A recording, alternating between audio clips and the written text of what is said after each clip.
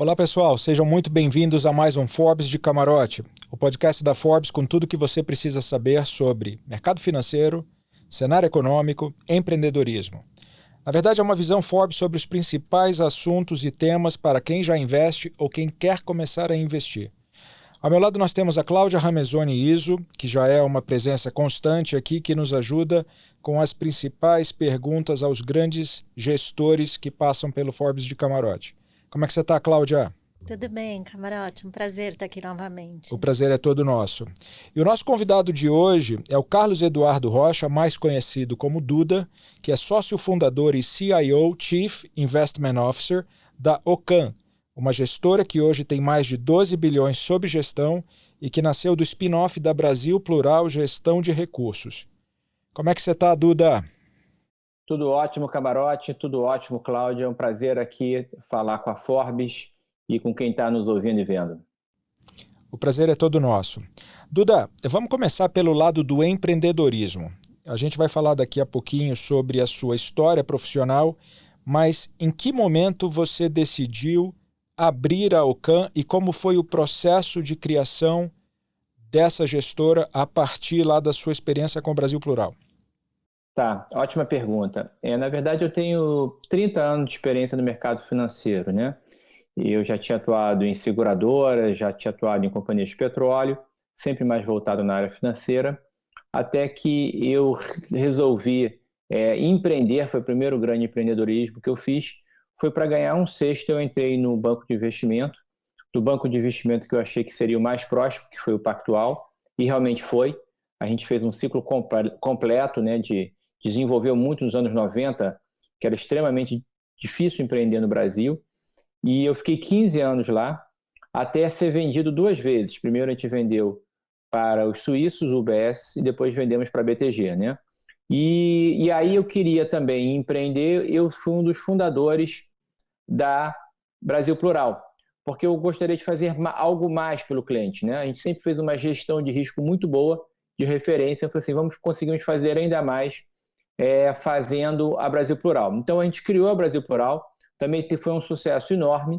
Na parte de gestão de recursos, a gente teve mais de 60 bilhões de reais sob gestão, em todos os fundos, multimercado, ações, imobiliário, mas chegou a um ponto em que, principalmente na principal referência global, assim como a Forbes é uma referência global, vocês são referência, né? Os nossos clientes institucionais pediam para a gente ser independente. E eu também tinha meus ex-sócios do Pactual, que fizemos o nosso brilhante trabalho lá atrás, queriam voltar a trabalhar comigo, meu time macro. Então eu falei assim, poxa, eu posso dobrar o time, eu posso fazer uma meritocracia maior, porque todos nós podemos ser empreendedores, donos diretamente das ações, e eu posso trazer o Dream Team que tinha trabalhado comigo lá atrás. Então a gente tinha uma performance fantástica, então a gente fez esse movimento, a gente negociou com a Brasil Plural, a gente trouxe os fundos. Eu efetivamente trouxe, isso tem um pouco mais de 2 anos, e desde então todos os fundos que eram premiados foram ainda mais premiados. Então, eu acho que a salvação é pelo risco. Essa frase é da Clarice Lispector, eu sempre sigo nesse mundo empreendedorismo. O fato da gente ter tido uma performance muito grande, muito consistente, nos dava certeza que quem estava com a gente nessa parcela, ficou 15 anos no Pactual ou 10 anos na Brasil Plural, poderia acompanhar esse movimento. Na verdade, acompanhou, a gente abriu um número de investimentos ainda maiores, né? A gente captou mais de 10 bilhões de reais, mesmo com alguns fundos fechados, em apenas 2 anos na Ocam. Então, confirma, eu acho, que o sucesso. E eu acho que a gente fez todo o aprendizado que eu fiz, né? Eu tive a experiência de trabalhar no banco de investimento de referência, eu tive parceiros excepcionais e tenho parceiros excepcionais, e fui acumulando um pouco as melhores práticas, né? Então, por exemplo, um dos benchmarks que a gente fez, né? Claro, teve a escola lá atrás de meritocracia empreendedora do Pactual, mas a gente pegou muito o modelo lá do Ray Dalio, na Bridgewater, que foi referência em gestão institucional. Então, por exemplo, toda a Ocam, são mais de 30 pessoas, leu o livro dele, Principles, Princípios, e adota os princípios dele. A gente lê os livros de organização exponencial. A Ocam é focado principalmente em empresas de tecnologia.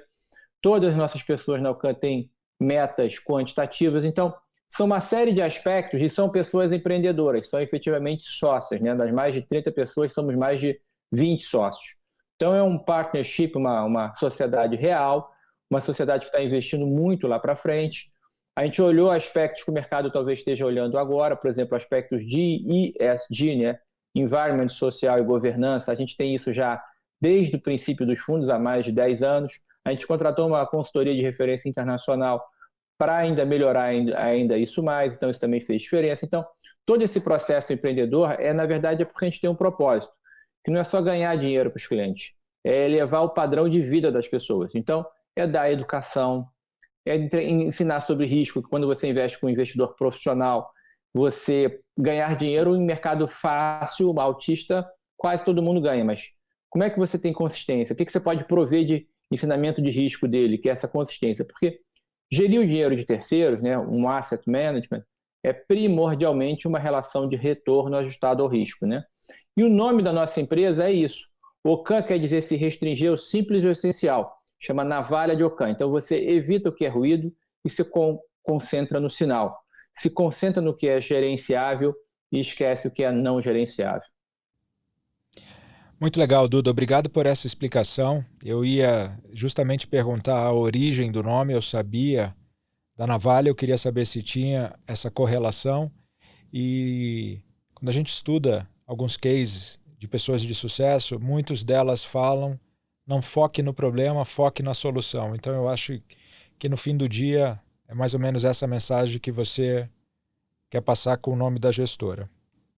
Isso, é exatamente isso. Assim, o Brasil é interessante, né? Porque no Brasil até o passado é incerto e você sempre passa por sucessivas crises, né? Não é à toa que na gestão do mercado financeiro tem excepcionais gestores.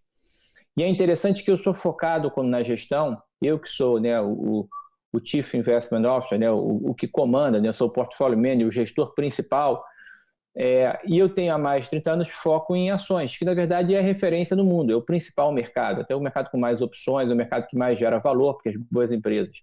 Mas no Brasil ficou mais em destaque recentemente, quando os juros vieram para baixo de 10, agora o juro está em 2, mas eu era investidor em ações e gerava valor com juro maior que 40, maior que 30, maior que 20, maior que 10. Então eu brinco que agora o Rio veio para o mar da OCAN, né? Então, assim, isso que é referência internacional, os principais gestores do mundo fazem isso a gente faz há muito menos remando contra a correnteza. Mas olha como é que é importante você persistir nas coisas corretas, né?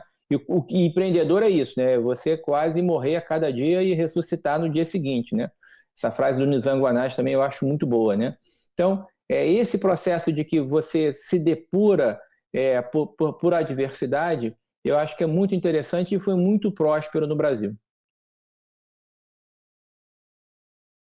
Duda, aproveitando que você contou um pouco da Asset, queria falar um pouquinho então dos produtos da gestora. A OCAN tem um portfólio de fundos bem completo, desculpa, são 5 fundos multimercado, sendo 1 de previdência, 2 de renda variável e 1 cambial. Então, conta para quem não sabe como vocês estão organizados, estruturados para monitorar esses diferentes produtos. Ótimo. É tudo, na verdade, se você quer servir o cliente, você tem que dar, na minha opinião, diferentes opções de risco dele. Então, qual é o melhor fundo da OCAN? Depende, qual é o seu nível de risco? Eu sou o maior investidor da OCAN, eu tenho todos.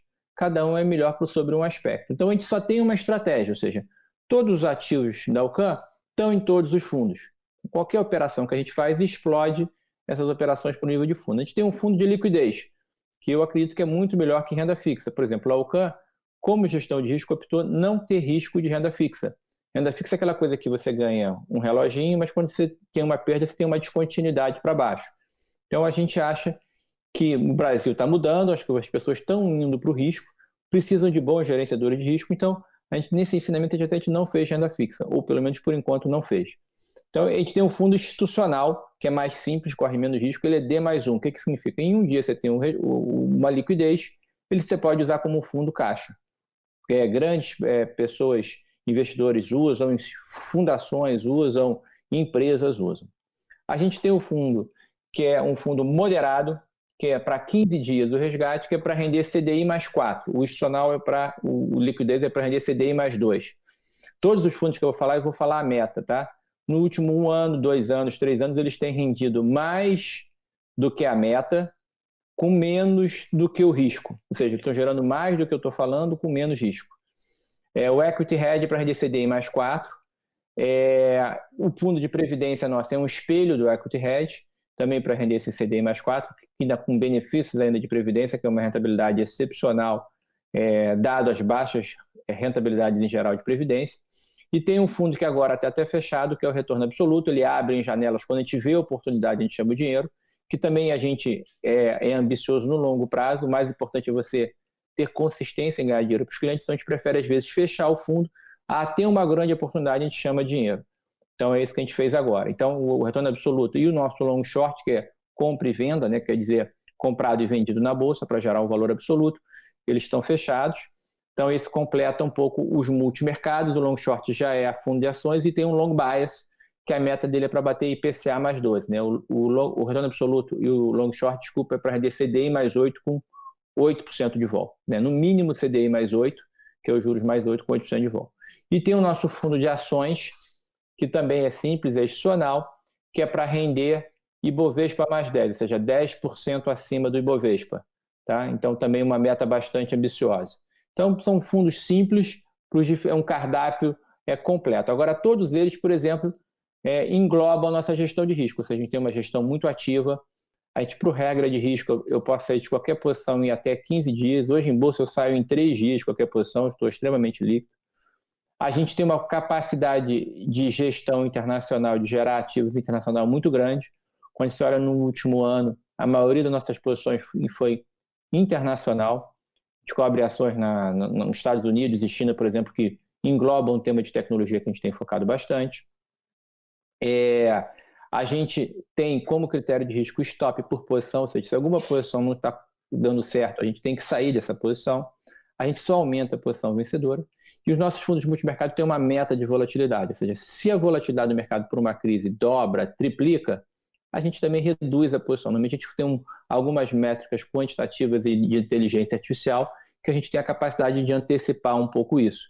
Então, quando você tem os fundos da Alcan, você não precisa aumentar a posição. A gente mesmo aumenta o risco nos momentos favoráveis e diminui nos desfavoráveis. Você não precisa ficar muito preocupado em ficar aumentando ou diminuindo a posição do fundo em si. E até bom que você tocou no assunto da inteligência artificial, da tecnologia. Como é que vocês começaram a implementar isso junto com a estratégia de vocês? Como é que tem sido isso? Bem legal. A gente começou porque há muitos anos, né, eu fui chefe de risco há mais de 20 anos atrás. Então, eu sempre procurei estar um pouco na fronteira, mesmo quando me tornei gestor, de análise quantitativa, né? De ter várias equações e você conseguir fazer uma análise quantitativa, porque quando você casa, né, o fundamento, como a gente casa, né, a gente tem uma análise macro, um time macro muito grande, casa o fundamento também micro da empresa e também dos aspectos que a gente chama de técnicos do mercado, quantitativos, as suas chances de sucesso são maiores. Então a gente nunca age contra o fundamento para a gente é um princípio, a gente não é um fundo quant, mas a gente tem análise quant que são complementares. A partir do momento em que essas equações foram ficando maiores, a gente começou a ter alguns processos de decisão com mais de um elemento de decisão, e a gente viu que a gente poderia fazer um pouco do que a gente chama de machine learning, né? Então, como é que a gente faz isso? A gente criou. Normalmente, quando a gente faz a cada 2 meses, a gente lê um livro na Alcan. A gente elegeu para ler o livro de machine learning. A gente contratou um economista internacional que já fazia a modelagem disso. Então, ele veio trazendo isso. Então, a gente está fazendo alguns modelos que são várias equações em machine learning. Agora, a gente contratou 2 consultores excepcionais, um internacional na Ásia, que tem modelos de inteligência artificial que a gente começou a utilizar, e outro que a gente desenvolveu junto com a gente, que é um cientista, que também é muito especialista em investimento no mercado, que a gente desenvolveu a 4 mãos em cima dos modelos dele de inteligência artificial para colocar um pouco mais de parâmetro. Ou seja, a gente teve a humildade de também saber que a gente não era exatamente referência nisso. Aí o processo, por exemplo, hoje, toda a Alcan individualmente tem uma meta quantitativa, ou seja, de modo de fazer alguma equação. Na verdade, a inteligência artificial, né, na verdade, é uma somatória de tantas equações em que até o processo do algoritmo, ele começa a aprender, que é o machine learning, e às vezes você nem controla tanto o output, né? Então, assim, isso é bastante interessante. Então, a gente está num processo ainda Eu te diria que a gente não está no estado da arte nisso, mas a gente tem efetivamente parceiros que estão no estado da arte, mas eu acredito que você não faz as coisas, você vive as coisas. Então, eu coloquei que era uma meta, por exemplo, hoje a gente só contrata praticamente engenheiros de computação quântica para a empresa, porque já vem com esse arcabouço, e todas as pessoas que não estavam atualizadas na parte de acompanhar os algoritmos, a gente proporcionou curso para fazer. Porque as pessoas, a gente falou assim, olha, isso é uma tendência do mercado, é uma vantagem comparativa que a gente quer ter, apesar da nossa performance excepcional pelo fundamento, eu não quero nunca estar atrás em relação a isso.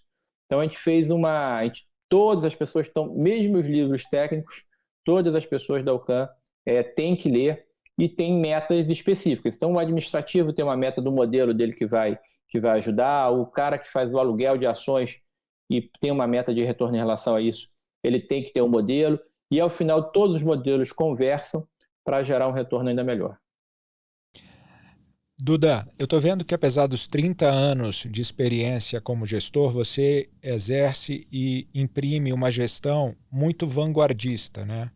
É surpreendente ouvir um gestor falando em machine learning e inteligência artificial, em todas as metodologias que você vem imprimindo aí na UCAM. Mas olhando para o lado raiz, do lado gestor, quem foi um gestor que inspirou você a ser o que você é hoje como gestor da UCAM? Tá, eu acho que, de novo, né, não foi à toa que eu fui para o Pactual. Eu me lembro que no Pactual, quando eu fui, como eu falei, eu fui para ganhar 1/6 do que eu ganhava. Eu já era assistente de diretor muito novo, com 24 anos, eu já era cogestor de uma carteira de ações, e eu entrei, não discutindo salário, nada, que eu falei que um dia ia ser sócio. Mas por quê? Porque o Pactual lá atrás tinha o André Jacuski, que hoje lidera a JGP, que era um gestor excepcional, inclusive internacional. Depois eu trabalhei com o Guilherme Achei, que é um cara que pensa super fora da caixa, e é o CEO da Esquadra, que é um cara também muito fora da caixa. Eu trabalhei com Florian Bartunek, que era um cara muito inteligente. Eu trabalhei com André Esteves, que hoje é o CEO da BTG, que foram assim pessoas que me inspiraram muito. Agora é interessante, né? Você falou assim, é um vanguardista. É porque eu acredito que o nosso trabalho, as pessoas acham que é um enriquecimento fácil, né? É tão desafiador que a gente tem que ter uma humildade enorme. E se eu puder, sabe, estudar algo, eu adoro estudar particularmente. Eu adoro filosofia, eu adoro comportamento de massas, eu adoro psicologia aliada ao mercado. Então, se você consegue modelar isso, e é uma tendência, e eu comecei a estudar tecnologia, a única forma de eu compreender também as empresas que eu estudava, que eu me tornava sócio, que eu inclusive dava dinheiro, né, para os empreendedores expandirem, era eu acompanhar o processo, né? Então, e eu sou um tomador de risco, né? Porque, assim, e é interessante, eu gosto muito da frase do Zuckerberg, que diz que num mundo que muda tão rápido, o maior risco é você não tomar risco. Então eu falei assim, olha, também é um tomar risco a gente estudar isso, que a gente não é especialista. Só que a gente tem um grupo de conselheiros notáveis. Eu falei assim, vamos nos cercar, que sempre que a gente precisar ajuda, que a gente tenha um VP, como a gente tem de uma grande empresa internacional focada em tecnologia, que tenha um cientista que me ajuda nesse processo, a gente pode checar os nossos cases. Então, assim, a gente foi se cercando. Mas, de novo, é interessante porque claro que tem uma curiosidade minha e nossa, claro que tem uma vontade de vencer, mas tem uma coisa de você também conseguir transmitir algo, como você falou assim, de vanguarda, mas que é o próprio desafio, né? Claro que se a gente tem uma cultura que a gente quer proporcionar algo maior, felizmente a gente definiu há 10 anos atrás, quando não era moda, que a gente queria ter uma política de investimento responsável, que a gente queria montar uma fundação dentro da UCAM e retornar para a sociedade. Então, isso que eu falo, fica mais fácil quando você vive isso. Não é que você propõe, não é que você diz que vai dar para o cliente, não é que... Entendeu? Então, assim, é interessante essa coisa de empreendedor, né? Apesar da gente lidar com dinheiro, ao final do dia eu não faço isso pelo dinheiro. Quando eu entrei no Pactual, eu abri mão de dinheiro. Na Brasil Plural, para eu fundar a Brasil Plural e conseguir fazer uma empresa mais focada no cliente, eu abri mão de dinheiro. Para abrir a UCAM, e inclusive aumentar a participação na UCAM, da sociedade para as pessoas, eu abri mão de dinheiro. Então, só que ao final do dia eu estou construindo algo mais sólido, que eu acho que vai se perpetuar, né? Então, assim, eu acho que é isso que é interessante e que, na verdade, me realiza. Então, eu acho que é esse o conceito dessa busca de vanguarda, que eu acho que é uma questão de sobrevivência. Assim, há 3 tipos de empresa, né? As empresas tecnológicas, as empresas que estão numa transformação tecnológica e as empresas que vão morrer porque não se atualizaram tecnologicamente. É muito legal ouvir o que você está dizendo, porque você acabou de falar muitos dos diferenciais da Ocam, mas que, na verdade, quando a gente conversa com muitos dos personagens que já passaram pelas capas da Forbes ou por matérias da Forbes, a gente ouve de todos os grandes nomes de sucesso que o dinheiro nunca esteve em primeiro lugar. Nunca a gente ouve, a maioria das nossas conversas, alguém dizendo que fizeram algo ou montaram um negócio porque aquele negócio daria muito dinheiro. Sempre tinha um propósito maior e o dinheiro acabou sendo uma consequência. E é muito legal ouvir você dizendo que você, nessas muitas oportunidades, abriu mão do dinheiro pensando em construir algo maior e perpetuar um legado. Parabéns. Vamos falar um pouco do cenário que a gente está vivendo atualmente, Duda. A gente está vivendo nesse momento, enquanto a gente grava esse podcast e esse vídeo, a gente está vendo a segunda onda da Covid-19 tomando conta da Europa, muitas ordens de lockdown sendo a realidade, não é mais uma possibilidade, já é realidade. Então, você falou que você gosta de tomar risco. Esse, sem sombra de dúvidas, é um momento onde o risco está presente. Baseado nisso que eu falei, qual é a sua previsão para 2021? Tá bom. Primeiro, sobre a Covid, eu acho que a gente fez, do ponto de gerenciamento de risco, a melhor decisão possível, né? Então, por exemplo, em março, aquele fatídico março, quando chegou no Brasil, ficou mais forte no mundo a Covid, a Bolsa aqui no Brasil, por exemplo, caiu mais de 30%. E aí nossos fundos conseguiram rodar positivo. Por quê? A gente antecipou um pouco, a gente viu alguns sintomas de que era algo diferente, parecia maior do que uma endemia comum.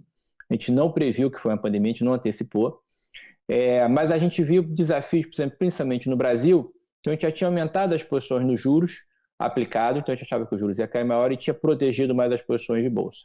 Lá fora a gente tinha pegado muito bem esse movimento de tecnologia, mas lá fora a gente tem uma humildade que o nosso círculo de competência não é tão mais dominante quanto é no Brasil. No Brasil a gente cobre mais de 200 empresas, eu acompanho há mais de 20 anos. Lá fora a gente acompanha, mas eu tenho humildade que além do que como eu cubro a Apple, como eu cubro a Amazon, vai ter pessoas excepcionais nos Estados Unidos e no mundo cobrindo também, então a minha vantagem comparativa não é tão grande. Eu acho que, dado a nossa filosofia, a gente ganha dinheiro, por exemplo, de novo. Esse ano a gente ganhou mais dinheiro lá fora do que aqui dentro. Mas não é tão grande. Então, Ocam também é você se restringir ao simples e ao essencial, né? Como eu falei. Então, quando você entra numa pandemia, hoje em dia, alguns gestores falam até que achavam graça das pessoas falar, mas assim, o que a gente falou assim, olha, a gente não é especialista sobre isso. E quem é? Na verdade, a gente foi comprovado que ninguém era. Quantos, né, médicos, cientistas, epidemiologistas, políticos foram na tentativa e erro para fazer e erraram comumente até criar um protocolo. Então, assim, até hoje tem uma discussão sobre a vacina, não é vacina, como você tratar, qual é o lockdown, como você tem que fazer, se imunidade do rebanho é bom. Então, é claro que eu passei, não há um dia, desde de fevereiro desse ano, que eu não passe sem estudar sobre epidemia. Mas eu tenho, assim, olha, tem aquela máxima, né? Você precisa de 10 mil horas para se tornar, no mínimo, para entender alguma coisa e ter alguma vantagem comparativa e estudar, né? Então, assim, eu não me considero... Nós tivemos uma humildade, então imediatamente baixamos o risco. Como o tema de tecnologia a gente persegue há mais de 2 anos, e a gente viu, olha, o que está acontecendo é que tecnologia, o que demorar 2, 3 anos para acontecer, vai ter que acontecer esse ano. Uma mudança de hábito de consumo fantástica. Aí a gente estava no tema de juros baixos e tecnologia. Então vamos aplicar mais os juros e vamos pegar. Então a gente foi para cima. A gente, por exemplo, os únicos exemplos que eu tenho foram alguns bias que você pode ter. Então, um gestor como eu, é importante que ele tenha algum viés para você tomar um risco. É interessante na Ocam que sempre você tem que tomar cuidado para o viés do gestor não ser exagerado. Porque assim é o ser humano, né? Não existe realidade, existe percepção da realidade. Então, o que a gente criou na UCAM? Eu tenho um comitê de equities de 4 pessoas, muito experientes, todos com mais de 10 anos como gestores, só podemos tomar decisão por unanimidade. E tem um comitê de macro, que eu também faço parte, que são 5 pessoas, só podemos tomar posição por unanimidade. Ou seja, a gente tem viés na UCAM, não são individuais, não é o one-man show, e quando a gente tem uma convicção, a gente aumenta o risco. Quando não tem, porque não há um consenso, a gente segura e não faz a posição. O nosso desafio é estudar muito para ter tantos cases que alguns vão tomar uma gongada lá e não vão passar pelo comitê. Por que é importante não ser pelo dinheiro? Porque às vezes a gente fica de meia-noite às 6, sem dormir, pensando no case, ou reuniões e tudo mais. Se você não fizer isso por amor ou porque você gosta, né, não vai valer a pena, não vai ser só o dinheiro. O dinheiro, depois de um tempo, é uma curva decrescente sobre o valor adicional. Ou você ama aquilo e faz aquilo, se dedica àquilo, ou isso não vai acontecer. Então, alguns viés que a gente tem. A gente se baseou primeiro muito nas epidemias, que não foram globais, mas nas epidemias. Então, a epidemia tem um ciclo. Então, eu falei assim, olha, tem que se baixar o risco, mas, ao final de um dia, uma hora isso vai acabar. Vai acabar mesmo que não tenha vacina, então vamos ter um pouco de calma em relação a isso. Por exemplo, olha como é que é importante a humildade. Eu não acreditava numa segunda onda tão forte. Na verdade, a segunda onda que está acontecendo é de casos, nem tanto de mortes. Porque depois que se aprendeu um pouco sobre a doença, você criou um protocolo médico e uma capacidade de emergência nos países para aguentarem os casos graves. Então, hoje também já não me preocupa muito, mas os casos, novamente, significa várias restrições de operação econômica e todos os países, as empresas sentem, né? Então, algumas, como tecnologia, podem até se beneficiar, mas, em geral, sente. Então, eu não antecipei, mas imediatamente compreendi isso e adotei. Sempre fui conservador em relação à vacina, porque as nossas experiências sobre outras doenças demoravam, num período de teste garantido, muito mais tempo para você entrar uma vacina. Era pelo menos um ano e meio. Então, de novo, a gente teve a humildade, a gente foi procurar cientistas de contato nos Estados Unidos, a gente tem um consultor para isso que a gente acha um cara excepcional, que é um brasileiro que trabalha nos Estados Unidos, que mais ou menos centralizou, além do material disponível no mercado, todo o material que a gente colhia, e ele falava de alguns pontos favoráveis e desfavoráveis, e ele teve, vamos dizer assim, o grande norte foi muito correto. Então, por exemplo, existe já um consenso no mercado que a vacina provavelmente não vai ser obtida, a vacina com relativo baixo risco, no primeiro trimestre é mais para o segundo. Isso não impede que o Dória com o Butantan faça um teste e implemente em dezembro, mas assim, é que as pessoas vão ficar um pouco reticentes de uma vacina e você botar a doença no seu corpo, né? Você botar a doença do seu corpo sem que todos os testes. Então, ao final, até existe um processo eleitoral também no mundo, né? Nos Estados Unidos e no Brasil, baixado essa onda, acho que as pessoas vão ser bem cautelosas, porque se tiver um revés, ele é desproporcional, ele é assimétrico, se pessoas vierem a morrer por causa da vacina, né? Então, eu acho que isso vai entrar mais para o primeiro e segundo semestre. Uma outra coisa interessante, que aí eu sempre adorei história e é transformacional, é que todas as vezes que o mundo passou principalmente por pandemias ou tragédias naturais, o ser humano tem uma capacidade de superação depois e criatividade muito grande. É intrínseco à adversidade, né? De novo, por que há bons gestores financeiros no Brasil? Porque o Brasil, como país, fez péssima gestão financeira nos anos 70, nos anos 80. É uma terra de sobreviventes, né? Então, quando você tem sobreviventes que passaram o mundo sai, dá um valor à vida e entra com uma criatividade. Te dou um exemplo, né? Na gripe, na influenza, que foi no começo do século passado, logo depois você teve a Primeira Guerra Mundial, você teve a influenza, foi terrível. Logo depois você teve a década de 20, que foi a década mais criativa do século passado. Então foi impressionante nas artes, no cinema, em vários, na economia. Foi tão expansiva que gerou a crise de 29, porque a Bolsa de Valores estava em níveis estratosféricos. Então, é muito curioso isso, entendeu? Então, assim, o ser humano é isso, ele é movido a ambição e medo sempre, né? Então, Esses foram alguns guides que a gente teve, mas teve uma umidade enorme de fazer um gerenciamento de risco. Como, de novo, tinham 2 temas que a gente acha e continua achando inexoráveis. Juros baixos no mundo para uma inflação baixa, até proporcionada por tecnologia. Tem a pandemia ou não tem a pandemia? Acho que quem tem capacidade fiscal, né? Países como Estados Unidos, por exemplo, a pandemia vai ser um evento não recorrente, porque eles têm capacidade fiscal, monetária e de gestão para passarem sobre isso. Infelizmente, o Brasil não. O fiscal a gente está pagando um preço, porque fez um fiscal maior que a nossa capacidade de expansão podia ter. Monetária, a gente botou o juro de 2%, mas a inflação já está se aproximando da meta, então possivelmente a gente vai ter que ajustar no monetário. E de gestão, a gente conseguiu até produzir uma crise política no meio da crise de saúde. Então, olha, e só para dar um exemplo, né? Então, quando a gente identificou lá também, é muito interessante você identificar países, né? Então, isso também a gente acertou, a gente identificou que os Estados Unidos ia sair melhor disso do que o Brasil, por exemplo.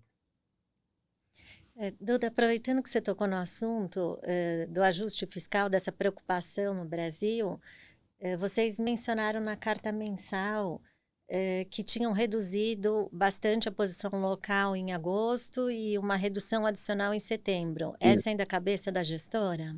Isso, essa é a cabeça da gestora. A gente, na verdade, quando a gente fala em reduzir, a gente reduziu um pouco, mas a gente protege também, a gente continuamente carrega um portfólio. Então, a gente fez isso em bolsa no Brasil. A partir do mês de setembro, dada a proximidade da eleição americana, e, de novo, Simples e Essencial OCAN é um evento não gerenciável, né? A gente resolve diminuir e foi muito bem sucedida. Por exemplo, nesse mês, quando a gente fala aqui, no mês de outubro, a Bolsa Brasileira teve o 3º mês de queda, mas a Bolsa Americana caiu muito forte e o Nasdaq caiu até mais que 5%.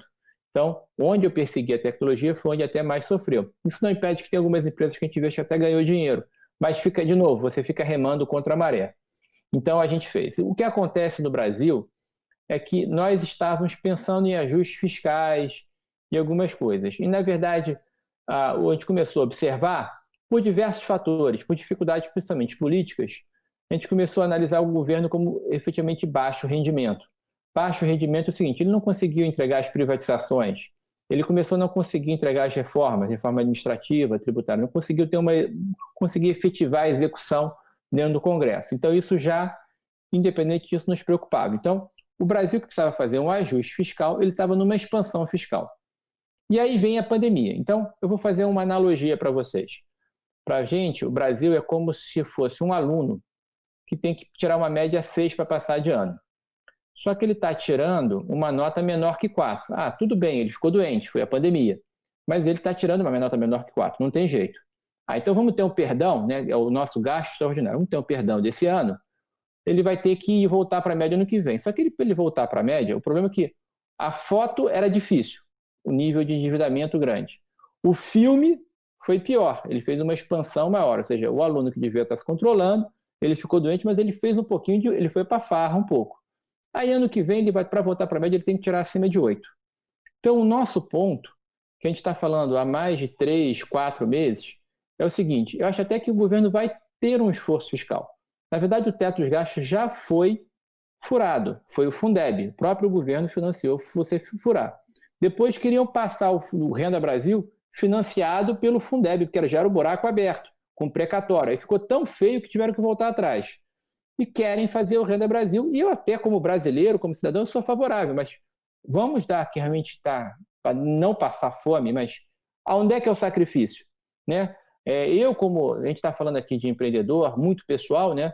A minha vida inteira, eu primeiro me sacrifiquei para depois ir para frente. Então, quem é que vai querer comprar a dívida brasileira se você não se sacrifica? Quem é que vai comprar a dívida brasileira pagando para um ano 3,5%, que é uma taxa baixíssima, praticamente a inflação, se você não está nem fazendo o dever de casa? Então, o Brasil vai tentar, mas vai ter que fazer...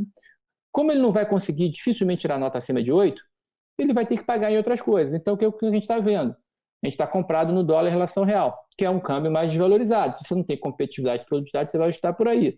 Você vai ter que ajustar alguma coisa nos seus juros, porque a inflação já está aparecendo, ela está estimulativa, você vai ter que normalizar, então você vai ter que pagar um pouco de juros.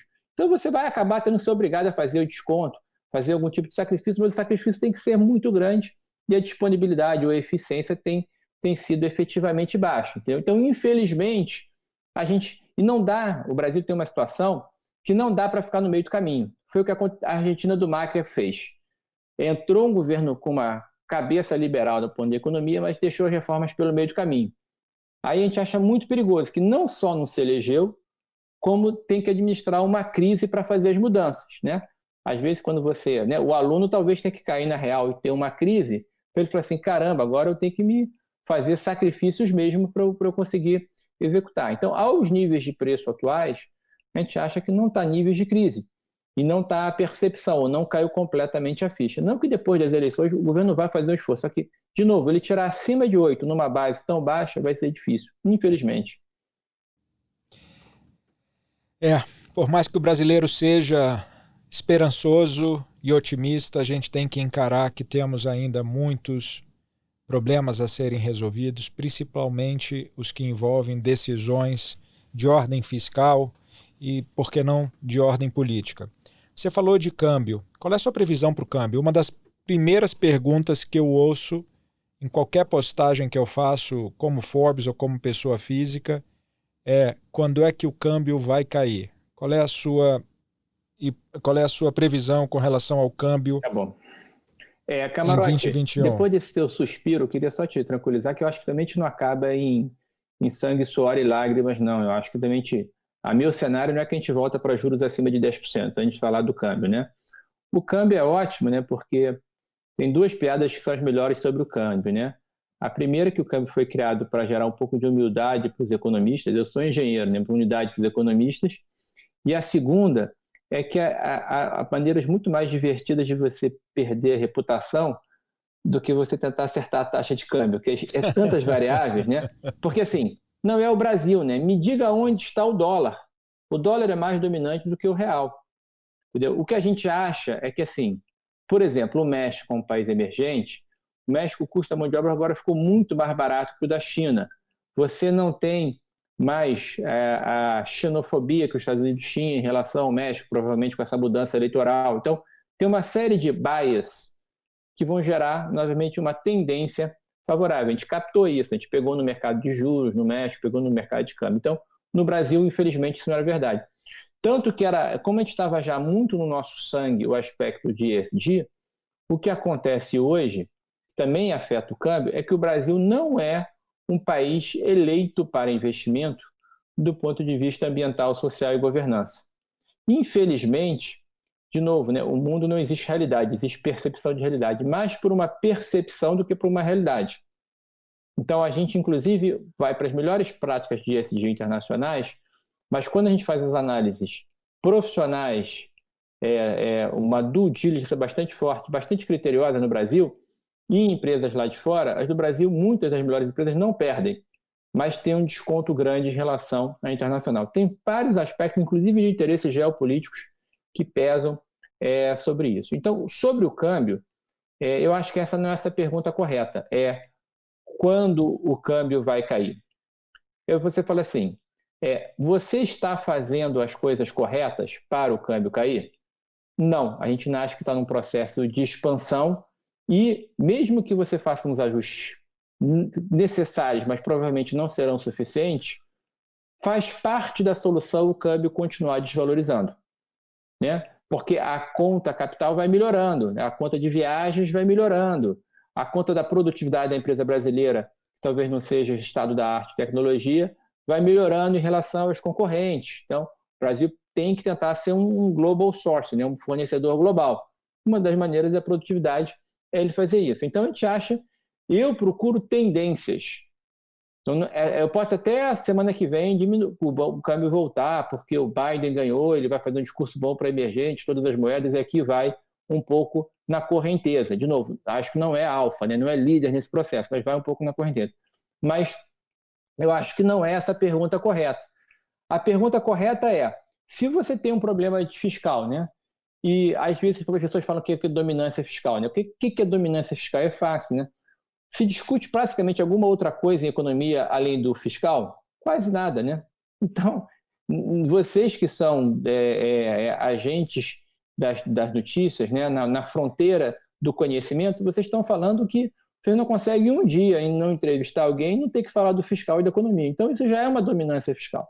Então, a gente vai ter que endereçar isso de alguma forma. Então, se você está um pouco nessa dominância fiscal, até você resolver, o provável é um processo de desvalorização. É claro que tem altos e baixos, mas é um processo de desvalorização. Então, a gente acha que isso ainda é o dominante pela situação crítica do Brasil. Agora, também o câmbio, você vai me perguntar, tem níveis, assim, acho que o câmbio não vai para cima de 7, não vai para uma coisa assim, também não acho que termina, até porque, só que eu acho que até para a classe política fazer algo mais contundente, os mercados têm que mostrar níveis mais contundentes. Ou seja, o Brasil precisa de um wake-up call, né? Um sinal de alerta, um acordar para a realidade. A gente utilizou também na nossa carta, no mês passado, uma frase da Ayn Rand, que é uma grande pensamento liberal, né? Como o Forbes, né? Que fala o seguinte: você pode negar a realidade, mas você não consegue negar as consequências da realidade.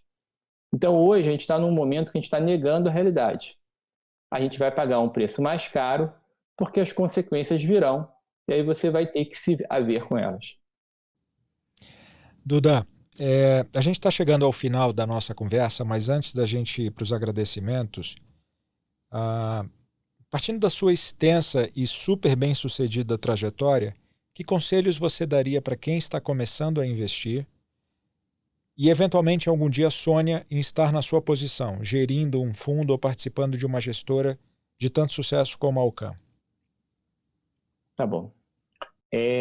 Para quem está começando, né, tem um aspecto dos milênios, né, nessa geração, que é muito legal, é muito antenado em tecnologia, mas muito ansioso, né? Lê várias coisas, tem uma capacidade horizontal de informação, mas parece que quer ser CEO, ter minha posição. E, assim, isso a primeira coisa é o seguinte: isso eu adoro, estude muito. Tem uma vantagem comparativa no que você estuda. Então, assim, antigamente as pessoas tinham uma faculdade de engenharia e isso era muito bom. Eu fiz faculdade de engenharia, mas há 20 anos atrás já fiz uma pós-graduação em mercado de capitais. Você quer ser gestor, tem um curso que é o CFA, que você faz, são 3 anos de uma prova difícil para ser né? Porque é curioso o gestor. É uma profissão não muito regulamentada, né? Você pode ser psicólogo, você pode ser engenheiro, todas essas profissões tiveram, mas como é que você garante que quem está cuidando do seu rico dinheirinho entende profundamente disso? Então, acho que você tem que ter algum certificado, você tem que ter um embasamento, né? Você não existe um gigante com perna fina. A base está muito ali, não existe uma árvore forte sem raiz forte. Então, você tem que... E, na verdade, por mais inteligente, tem até uma piada que diz que você, como gestor, às vezes não é bom você estar, claro, entre os 5% menos inteligentes, mas também, às vezes, nem é bom você estar entre os 5% mais inteligentes, porque o mercado não é sofisticado. O mercado é uma grande manada movida a ambição e risco. Aí tem as velhas aspectos técnicos, tem as velhas a capacidade de estudo, tem as velhas análise fundamentalista, mas você tem que criar uma filosofia. Você quer ser um investidor, tem que criar uma filosofia sobre esse aspecto. O que eu vou fazer? Eu vou operar do ponto de vista quantitativo só. Tem gente que ganha dinheiro com isso. Então, segue essa filosofia fielmente. Eu vou ser fundamentalista. Então, tua chance de sucesso é muito grande. O que a gente na Alcan faz, que eu acho que é a melhor coisa? Está aqui a tendência do mercado, que é de alta, que a gente chama de beta. A gente faz análise macro do mundo inteiro, a gente tem mais chance de sucesso. Faz análise dos setores no mundo inteiro, descobre setores melhores, ele tem mais chance de sucesso. Aí descobre as empresas melhores, tem mais chance de sucesso. Aí descobre a melhor gestão dentro desse setor, dessas empresas que tem mais chance de sucesso. Aí testa quantitativa. Aí exige que essas empresas cresçam pelo menos 15% a geração de caixa, que tem um retorno acima de 15% essa chance de sucesso. Quando você vai ver, você foi enchendo copinhos em que algumas coisas dessas podem não dar errado, mas assim, o seu não é um castelo de carta. Você tem uma margem de segurança que dificilmente você não vai ganhar. Então, o que a gente tenta na Alcan? A gente tenta das todas as variáveis. Aí, quando você chega no qualitativo, como é que é a posição ambiental, social e governança dessa empresa? Qual é a vantagem de relação aos fornecedores? Como é que o negócio dela se protege? Então, assim, são uma série de... Se você quiser comprar empresas alfa, líderes, você vai ter que focar em qualidade em primeiro lugar eu diria até que hoje seria qualidade com tecnologia em primeiro lugar, qualidade com tecnologia em segundo lugar e qualidade com tecnologia em terceiro lugar. Então, ao final do dia, as pessoas também tentam assim, não, eu vou comprar isso porque está barato. Já começou mal. Da mesma forma que eu não ato por dinheiro, assim, você tem que, ao final do dia, tem que ter um potencial de valorização. Mas, assim, o que você encontrar de extrema qualidade, provavelmente não vai ser uma barganha. Porque, assim, se fosse uma barganha, né, assim, quando você vê empresas que estão ditas caras, eu te garanto que quando você for analisar, você vai falar assim, pô, então eu vou exigir dessa empresa uma tremenda gestão, eu vou atender uma tremenda tecnologia, e você vai ver, normalmente tem isso tudo. É claro, não existe almoço grátis na Bolsa. Então, estude muito, tenha humildade, porque eu vi muitas pessoas muito inteligentes que tomaram, assim, perdas enormes no mercado, tem que saber fazer gestão de risco, porque não é o seu dinheiro. Então, asset é primeiro uma gestão de risco para o seu cliente, depois uma gestão de retorno. O seu cliente não tem que entender de risco, ele pode não ser especialista, você que tem que ser especialista, tem que saber proteger, você tem que gerar mais consistência. Então, é sempre um ponto de retorno ajustado ao risco, e você só vai aprender com a experiência, ou seja, o gestor precisa de cicatrizes. Ele precisa aprender, sabe quando você foi queimado pelo fogo, quando você passou por um trauma muito grande, você nunca mais vai querer repetir. Eu já passei por isso, eu melhorei meus processos de risco, quando eu nunca infringi nenhum risco, parâmetro de risco meu, mas assim, eu já me botei em posições, me botei naquela posição em córnea, aquela posição podia ser assimétrica, eu não pensei nisso, então isso é muito importante. Então assim, eu acho que é humildade, focar em qualidade, descobrir a sua filosofia vencedora, nunca parar de ler, ser muito curioso. E também tem um aspecto que, infelizmente, que isso é uma habilidade. Né? Então, eu, por exemplo, fui atleta, sempre gostei muito do competir, do me superar, de ganhar, porque efetivamente fui melhor e me dediquei mais e consegui fazer um estado da arte maior daquilo que eu fazia. Então, é muito importante. Agora, é uma habilidade, porque às vezes pessoas que são muito inteligentes ficam nervosas, ou não têm habilidade, ou não. Então, assim, você pode fazer tudo certo e você não você só aprende se você é um bom trader, um bom gestor, se você efetivamente o fizer. Também é muito comum as pessoas falarem, não, mas eu fiz essa operação hipotética. Olha, uma coisa é você estar com skin in the game, você estar com o seu na pele, com o dinheiro dos outros, numa situação crítica e você tomar a decisão, é um estado quase de guerra. Então, assim, é muito diferente do que a teoria. Então, assim, a prática é muito difícil, porque a prática vai te testar sempre para você possivelmente se induzir a certos erros. Se você não tiver uma filosofia muito enraizada, um time muito bom, uma convicção. Por exemplo, a gente não achava na segunda onda, mas a gente está ganhando dinheiro porque as pessoas nossas, a gente tem uma convicção tão forte que mesmo não sendo exatamente setores favoráveis agora, a gente soube proteger e as empresas estão se destacando tanto que a gente está conseguindo passar por isso. Muito bom. Eu acho que foram dicas incríveis. Foi um bate-papo sensacional. A gente está chegando ao fim e eu queria agradecer ao Carlos Eduardo Rocha, o Duda, sócio fundador e CIO da Ocam, pela participação aqui no Forbes de Camarote. Duda, foi um enorme prazer ter você aqui conosco. Muito obrigado. Obrigado a vocês são referência também. Sempre aprendi, as perguntas foram capciosas. Obrigado, Camarote. Obrigado, Cláudia. Sorte e saúde e sucesso para vocês e para todos que ouviram a gente. Amém, para todos nós. Cláudia, mais uma vez, muito obrigado. E eu convido vocês a ouvirem as outras entrevistas que já estão disponíveis no nosso canal Forbescast, nas principais plataformas de streaming. Nós voltamos na semana que vem com mais um bate-papo daqui da Forbes de Camarote. Até lá, boa semana.